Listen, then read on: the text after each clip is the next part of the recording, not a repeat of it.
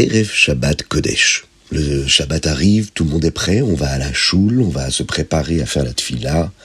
Et là, nous prononçons le Lecha Dodi. Une des phrases qu'il y a dans cette magnifique tfila que nous prononçons pendant Shabbat, c'est Sof Maaseh B'Machashava Trila. Shabbat était la dernière partie de la création du monde, mais c'était la première pensée d'Hachem. Hachem voulait depuis le tout début que la création se termine avec Shabbat. C'est également ce que l'on peut retrouver à propos de la Géoula. Le Shabbat, en effet, est un aperçu de la Géoula. Bien que la Géoula arrive à la toute fin du temps du monde, elle est Machashava Trila, c'est-à-dire que dans l'esprit d'Hachem, elle est venue en premier. Akadosh Baruch Hu a planifié dès le début que Shabbat viendrait à la fin. La Géoula est la raison pour laquelle Hachem a créé le monde. On peut d'ailleurs réfléchir à cela lorsque nous lisons ou pensons dans nos esprits au premier verset du Chumash Bereshit. Bereshit au commencement. Bara Elohim, quand Hachem a créé, et Hashamayim, les cieux, et Haaretz, la terre. C'est le premier verset de la Torah et il traite du début de la création du monde. Il nous rappelle également le but de tout cela, d'amener le temps de Mashiach, d'amener cette période où Akadosh Baruch Hu nous enverra le Mashiach. Et il nous encourage à faire tout ce qui est en notre pouvoir pour faire venir Mashiach maintenant.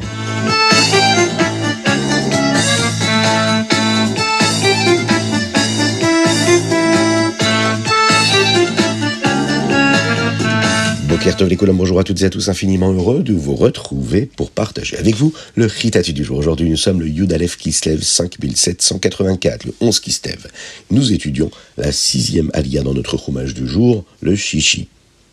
Comme il était temps de partir, Yaakov commence son voyage de retour vers Eretz Israël, vers son père Yitzhak. Il emporte tous les animaux et l'argent qu'il avait gagné. Lavan, lui, était parti tondre ses moutons. Alors, il n'était pas à la maison.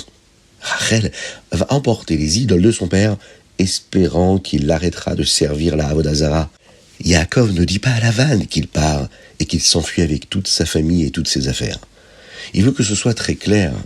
Il avait quitté Eretz Israël pour se marier, pour avoir des enfants qui accompliraient le travail d'Hachem dans ce monde. Il va donc placer ses enfants devant, bien que ce soit généralement plus respectueux de laisser partir les parents en premier. 3 jours plus tard, Lavan découvre que Yaakov s'est enfui. Il prend sa famille et il décide de le poursuivre. Il va le rattraper à Har Gilad. Hachem apparaît à Lavan dans un rêve et lui dit de ne pas essayer d'être mauvais avec Yaakov, car Yaakov ne lui fait plus confiance. Lavan est très contrarié contre Yaakov. « Tu m'as trompé et tu es parti avec mes filles comme si elles étaient des prisonnières de guerre. Pourquoi ne m'as-tu pas dit que tu partais ? Je t'aurais organisé une fête d'adieu avec de la musique et comme ça, tu ne m'as même pas donné la chance d'embrasser mes petits-enfants. Ce n'est pas gentil ce que tu as fait. Je serais prêt à te faire du mal, mais Hachem m'a averti. Il m'a dit de faire attention à ce que je te dis. Mais quand même, j'aimerais savoir pourquoi est-ce que tu es parti comme ça ? Je savais que tu voulais rentrer chez toi plusieurs fois, mais je t'ai dit pourquoi tu devais rester. Tu es devenu très riche dans ma maison. Et d'ailleurs, pourquoi est-ce que tu as volé toutes mes idoles ? Yaakov va répondre à Lavan. Il va lui dire « J'avais peur de te dire que je partais parce que tu aurais peut-être pris Rachel et Léa. Et pourquoi les idoles ? Si quelqu'un l'a fait, il mourra. Va voir qui les a pris et reprends-les. » Yaakov, lui, ne savait pas que Rachel les avait prises, mais parce qu'il a dit cela. C'est l'une des raisons pour lesquelles Rachel, malheureusement, est décédée en chemin par la suite. Il faut faire très attention à ce que nous disons, à ce que nous sortons de notre bouche. Lavan entre d'abord dans la tente de Rachel, puis dans celle de Léa. Ensuite, il regarde à nouveau dans la tente de Rachel, mais ne trouve toujours pas ses idoles. Il regarde dans les tentes de Bilha et de Zilpa, puis retourne dans la tente de Rachel car il pense qu'elle aurait pu les prendre. En réalité, Rachel avait mis les idoles dans la selle du chameau où l'on s'assoit. Elle s'était assise dessus, alors même si Lavan avait bien sûr cherché comme il fallait, il ne les avait pas trouvées. Rachel va s'excuser de ne pas être descendue du chameau, mais elle ne se sentait pas bien. Yaakov lui était en colère contre Lavan. « Pourquoi est-ce que tu m'as poursuivi ?» lui dit-il. « Tu n'as rien trouvé ici qui t'appartienne. Je n'ai jamais volé d'animaux quand je travaillais pour toi. Et si un animal était perdu ou blessé, je payais pour cela. Je travaillais jour et nuit, sous le soleil brûlant et aussi dans un froid glacial. Et je ne pouvais même pas dormir.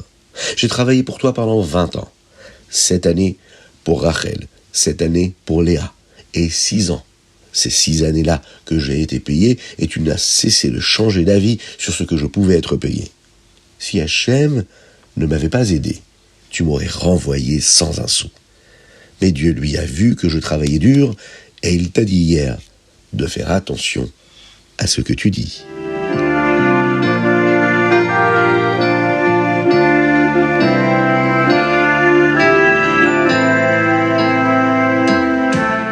Nous passons au Teilim et juste avant, nous allons mettre une pièce, non pas une pièce, 2 pièces dans la Tzedaka pour faire venir Mashiach, parce qu'aujourd'hui nous en mettons une pour aujourd'hui, mais aussi pour Shabbat Kodesh. Parce qu'une petite pièce dans la Tzedaka, eh bien, Mashiach arrivera très rapidement grâce à cela. On va dire tout de suite les Teilim. On a une pensée pour nos frères en Eretz Israël, qu'Akadosh Baruch Hu les protège et qui nous envoie très vite le Mashiach. Les chapitres d'aujourd'hui sont du Samer au Samer et c'est-à-dire du 60 au 65.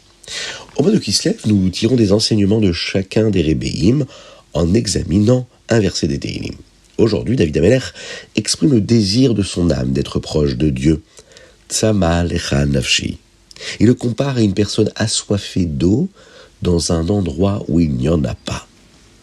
Le rabbi explique que lorsqu'une personne a une soif extrême et qu'elle n'a pas d'eau, eh bien lorsqu'elle obtient enfin de l'eau, elle lui paraît délicieuse, bien meilleure que n'importe quelle autre eau qu'elle aurait pu boire un autre jour. Il en va de même lorsque l'âme se sent loin d'Hachem pendant la période de la galoute de l'exil, et elle a vraiment soif de se sentir proche. Ensuite, lorsqu'elle étudie la Torah et accomplit les mitzvot, et se sent proche d'Hachem, elle se sent mieux que jamais. C'est pourquoi David Ameler dit dans le verset suivant, « Ken bakodesh chazetira » Si seulement je pouvais te voir ainsi, bakodesh, quand je me sens saint et que je ne me sens pas du tout éloigné de toi.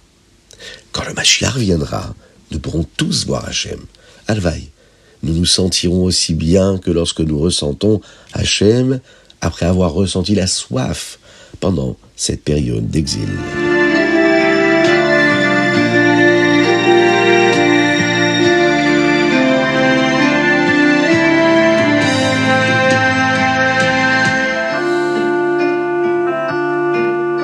Le Tanya. Dans le Tanya du jour, nous étudions toujours le Kuntras Acharon et le Rabbi Shlomo Zalman nous explique pourquoi il a dit certaines choses dans le Tanya avec un long pilpoul. On peut voir d'ici à quel point tout dans le Tanya est précis, que le Admour HaZaken avait une très bonne raison et bien réfléchie pour laquelle il a écrit cette chose-là et pas une autre, ce mot-là et pas un autre, cette lettre-là et pas une autre lettre. Dans le Shulchan Aruch du Admour HaZaken, il y a aussi un Kuntras Acharon. On appelle ça le Kuntras Acharon, où il explique pourquoi il a dit certains éléments dans le Shulchan Aruch avec un long pilpoul, c'est-à-dire une grande explication. Un pilpoul, c'est un ensemble de questions, de réponses et de preuves, comme dans la Gemara, dans le Talmud. Le Siman Dalet du Kuntras Acharon est un long pilpoul qui comprend une explication au sujet d'une question que nous pouvons avoir et qui est très importante. Pourquoi faire une mitzvah ou étudier les lois d'une mitzvah, c'est plus grand que la kavana et le sentiment de proximité avec Hachem. Le Rabbi Shlomo Zalman a dit que les lois sont spéciales parce qu'elles viennent de la chorma de Dieu, de la sagesse de Dieu. Oui, quand on étudie la Torah, qu'on étudie la halacha, on s'attache à la sagesse qu'il y a dans les lois que nous sommes en train d'étudier. Aujourd'hui, le Rabbi Shlomo Zalman pose une question. Il dit, la kavana et la spiritualité, elles, ne viennent-elles pas aussi de la sagesse de Dieu, de la chorma ? Donc, a priori, c'est le même niveau. La réponse est que oui, bien sûr, mais qu'il existe différents niveaux de chorma et différentes façons dont elles s'expriment. Le Rabbi Shlomo Zalman l'explique avec une profondeur de la chassidoute qui peut être difficile à comprendre sans étudier pendant longtemps. Par exemple, vous devez savoir quelque chose quand vous serez prêt à l'apprendre. Allez, Nefesh, Ruach, Neshama sont des niveaux de la Neshama. Mais ce sont aussi des noms pour différents niveaux des mondes spirituels que nous pouvons découvrir dans la Kabbalah et la Chassidoute.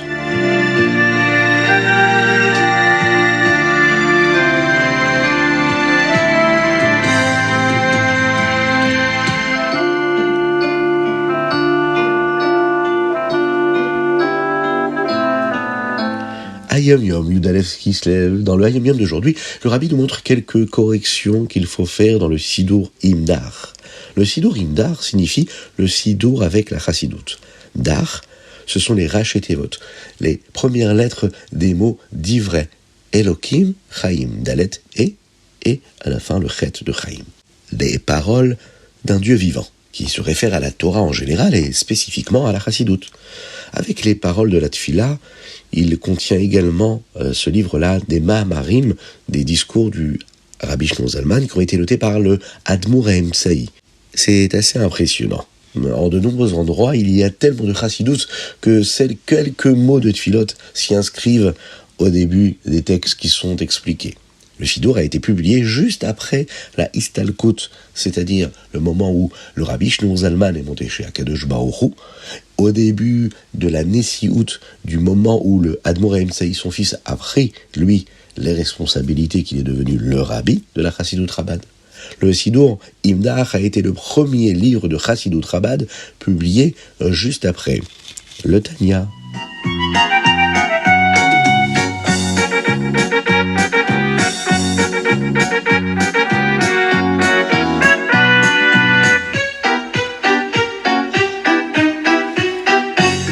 Le Rambam, Ilchot Metam et Mishkav ou Moshav. Dans le Rambam d'aujourd'hui, nous en apprenons davantage sur le type de personnes qui ont une touma corporelle, une impureté corporelle, sur la façon dont elles rendent d'autres choses impures et sur qui on peut faire confiance pour être prudent avec cette impureté-là.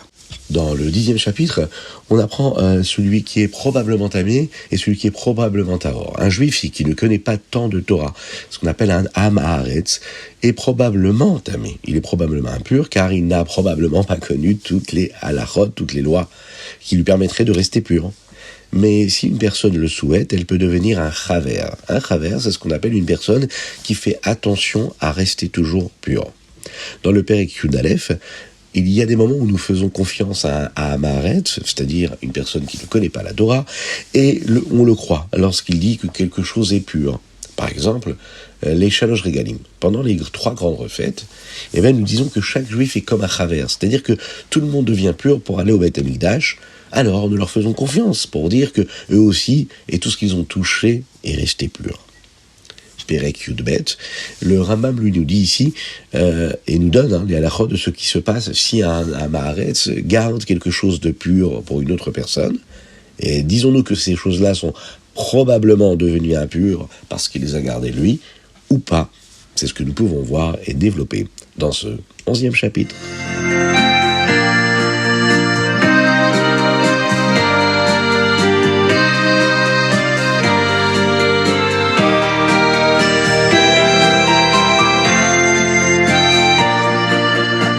Et voilà, c'était le Chitat du jour. J'espère que vous avez passé un bon moment. N'oubliez pas de le partager avec vos amis. Envoyez-nous vos dédicaces, vos dates d'anniversaire, afin que nous puissions vous souhaiter un bel anniversaire et un grand Mazal Tov sur chitat.fr, mais également sur le WhatsApp du 06 61 76 87 70.